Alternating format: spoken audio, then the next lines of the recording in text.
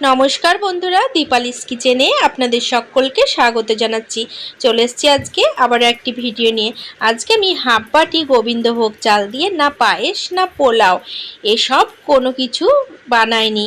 আজকে আমি গোবিন্দভোগ চাল দিয়ে সম্পূর্ণ নতুন একটি রেসিপি আপনাদের সাথে শেয়ার করেছি। তো ভিডিওটি লাস্ট পর্যন্ত দেখার অনুরোধ রইল। আশা করছি ভিডিওটি আপনাদের ভীষণ ভালো লাগবে। তো রেসিপিটি বানাবো তার জন্য হাফ বাটি গোবিন্দভোগ চাল নিয়েছি। তো চাল প্রথমেই জল দিয়ে খুব ভালো করে ধুয়ে নেব, আর ধোয়ার আগে চাল ভালো করে বেছে ঝেড়ে নেব। তো চালের মধ্যে কিন্তু অনেক নোংরা থাকে, যার কারণে চাল দুইবার ভালো করে ধুয়ে নেব। তো একবার জল পাল্টে ধুয়ে নিয়েছি, আরও একবার জল পাল্টে ভালো করে ধুয়ে নেব। তো বন্ধুরা, এই রান্নাটি করতে গেলে কিন্তু চাল না ধুয়ে রান্না করলেও হবে, কিন্তু যেহেতু চাল না ধুয়ে রান্না করা যায় না, সেক্ষেত্রে আমি চাল ভালো করে ধুয়ে নিলাম। এবার বড় সাইজের একটি ছাঁকনি নিয়েছি। তো এই ছাঁকনিতে কিন্তু চালগুলো ঢেলে দিচ্ছি, আর জল ঝরে যাওয়ার জন্য বেশ আধ ঘন্টা মতো এইভাবে রেখে দেব। তো আধ ঘন্টা পরে আমি ওভেনের ওপর কড়াই বসিয়ে নিয়েছি। কড়াইয়ে হাফ টেবিল চামচ মতো ঘি দিয়েছি। তো ঘি কিন্তু মেল্ট হয়ে গেছে। এবার আমি আগে থেকে জল ঝরিয়ে রাখা চাল এই ঘিয়ের মধ্যে দিয়ে দিচ্ছি। এবার 2 থেকে 3 মিনিট মতো মিডিয়াম ফ্লেমে চাল ভালো করে নাড়াচাড়া করে নেব, তবে খুব বেশি ভাজার দরকার নেই। বন্ধুরা, আজকে রেসিপিটি সম্পূর্ণ নতুন একটি রেসিপি।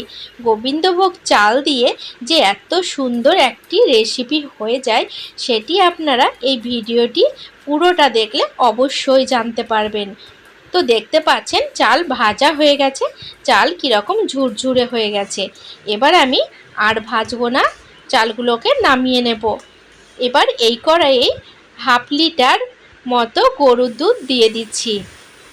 এখানে আমি আগে থেকে দুধ ভালো করে জাল দিয়ে নিয়েছিলাম। এবার আমি অল্প একটুখানি এলাচ গুঁড়ো দিয়ে দিলাম। আপনাদের কাছে এলাচ গুঁড়ো না থাকলে গোটা এলাচ থেতো করে 3 থেকে 4টি দিয়ে দিতে পারেন। এবার আমি স্বাদের জন্য অল্প একটুখানি লবণ দিয়ে দিচ্ছি। এবার দুধ বলক উঠে যাওয়া পর্যন্ত হতে দেব। তো দুধে কিন্তু বলক উঠে গেছে। এবার হাফ বাটি চিনি দুধের মধ্যে দিয়ে দিচ্ছি। তো চিনি দেওয়ার পরে দুধে বলক উঠতে একটুখানি সময় নেবে। তো এখন আমি 2 হাতা মতো দুধ একটি বাটিতে তুলে নিচ্ছি। বন্ধুরা, আপনাদের কাছে যদি গরুর দুধ না থাকে, সেক্ষেত্রে আপনারা মিল্ক পাউডার জলে গুলে নিয়ে সেটি দিয়েও কিন্তু রেসিপিটি বানাতে পারেন। এবার এই গরম দুধ তুলে রাখলাম। এই দুধের মধ্যে 1 টেবিল চামচ মতো কাস্টার্ড পাউডার ভালো করে গুলে নিতে হবে। বন্ধুরা, ভিডিওটি যদি আপনাদের ভালো লাগে তাহলে অবশ্যই একটি লাইক করে দেওয়ার অনুরোধ রইল। তো কাস্টার্ড পাউডার দুধে ভালো করে গুলে নিয়ে সাইডে সরিয়ে রাখলাম, আর এদিকে চাল কিন্তু বাটিতে ঢেলে নিয়েছি, আর চাল ঠান্ডা হয়ে গেছে। এবার আমি একটি মিক্সিং জারের মধ্যে চালগুলো ঢেলে দিচ্ছি। এবার ভালো করে পেস্ট বানিয়ে নিতে হবে, এমনভাবে গুঁড়ো করতে হবে যাতে চাল গোটা না থাকে। তো দেখতে পাচ্ছেন চালগুলো ভালো মতো গুঁড়ো করে নিয়েছি, একদম মিহি করে গুঁড়ো করেছি, পাউডার হয়ে গেছে, দেখে হয়তো বুঝতে পারছেন।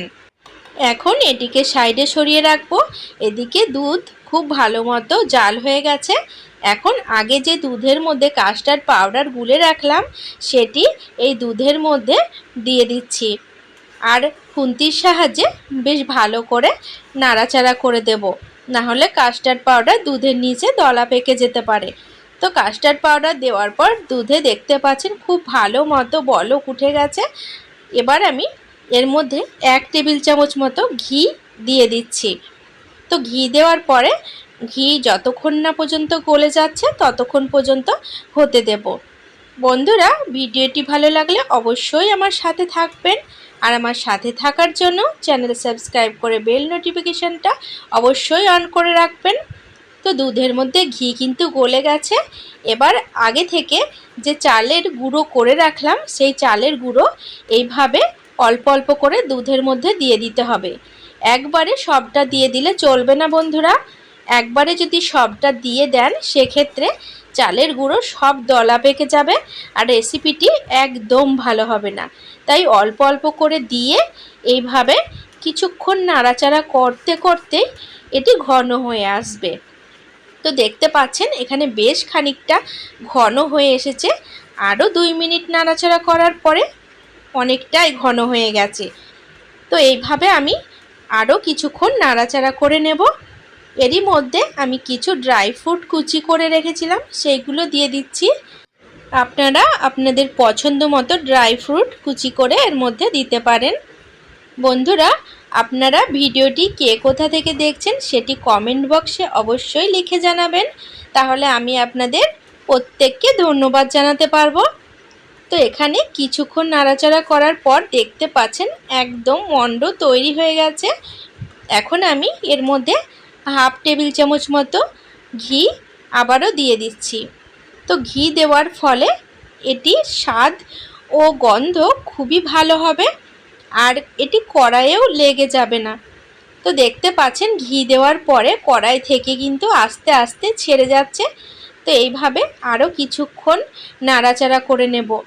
রেসিপিটি বানাতে গেলে খুব একটি সময় লাগে না বন্ধুরা, ঝটপট একটুখানি সময়ের মধ্যেই কিন্তু হয়ে যায় আর খেতেও কিন্তু ভীষণই টেস্টি হয়। বন্ধুরা, ভিডিওটি ভালো লাগলে অবশ্যই আপনারা আপনাদের নিকটবর্তী আত্মীয় স্বজন বন্ধু বান্ধবদের সাথে শেয়ার করে নেবেন, যাতে তারাও এই সুন্দর রেসিপিটি বানানোর সুযোগ পায়। তো দেখতে পাচ্ছেন একদম কড়া থেকে ছেড়ে গেছে, তার মানে এটি একদম রেডি হয়ে গেছে। এবার এটিকে নামিয়ে নেব। তার আগে একটি থালাতে অল্প একটুখানি ঘি মাখিয়ে নিলাম। এবার এই থালার মধ্যে এই মণ্ডটি নামিয়ে নিলাম। এবার স্প্যাচুলার সাহায্যে এইভাবে চেপে চেপে থালাতে কিন্তু ছড়িয়ে দেব। স্প্যাচুলার সাহায্যে একটু চেপে চেপে এইভাবে থালাতে সেট করে নিতে হবে। আপনারা যদি স্প্যাচুলার সাহায্যে না করতে চান সেক্ষেত্রে হাত দিয়েও চেপে চেপে সেট করে নিতে পারেন। তো এখানে দেখতে পাচ্ছেন আমি খুব সুন্দর সেট করে নিয়েছি। এটি কিন্তু গরমই আছে, যার কারণে আমি আর হাত দিতে পারছি না, স্প্যাচুলা দিয়েই কিন্তু সেট করে নিলাম। এবার আরও কিছুটা ড্রাই ফ্রুট কুচি ওপর থেকে ছড়িয়ে দিচ্ছি। বন্ধুরা, এগুলো বানিয়ে আপনারা ফ্রিজে রেখে দিতে পারেন, বেশ কয়েকদিন কিন্তু ভালো থাকবে। তো ওপরে ড্রাই ফ্রুট দেওয়ার পরে আবারও স্প্যাচুলা দিয়ে একটুখানি চেপে চেপে সেট করে দিলাম, যাতে ড্রাই ফ্রুটগুলো ছেড়ে না যায়। তো এখন এটি একদম রেডি। এবার আমি ফ্রিজে আধ ঘন্টা মতো সেট হওয়ার জন্য রেখে দেব। তো ফিরে এসেছি আধ ঘন্টা পরে। এটি একদম ঠান্ডা হয়ে গেছে। এবার একটি ছুরির সাহায্যে পিস পিস করে কেটে নেব। আমি এখানে বরফির শেপে কাটছি, আপনারা আপনাদের ইচ্ছে মতো শেপে কেটে নেবেন। তো এইভাবে মিষ্টি যদি বাড়িতে বানান তাহলে কিন্তু দোকানে যাওয়ার প্রয়োজন পড়বে না। আর একবার যদি এই মিষ্টিটা বানিয়ে কাউকে খাওয়ান তাহলে সে কিন্তু বুঝতেই পারবে না যে এটি ঘরে বানানো হয়েছে। এটি দেখতে যতটা সুন্দর লাগছে খেতেও কিন্তু ততটাই সুস্বাদু হয়। একদিন হলেও রেসিপিটি বাড়িতে বানিয়ে দেখুন। আশা করছি বাড়ির ছোট বড় যত সদস্য আছে সবারই ভীষণ পছন্দ হবে আর সবাই কিন্তু ভীষণ খুশি হয়ে খাবে। তো প্রত্যেকটি মিষ্টি দেখতে পাচ্ছেন খুবই অনায়াসে থাল থেকে উঠে আসছে। তো বন্ধুরা, ভিডিওটি কেমন লাগলো অবশ্যই জানাবেন।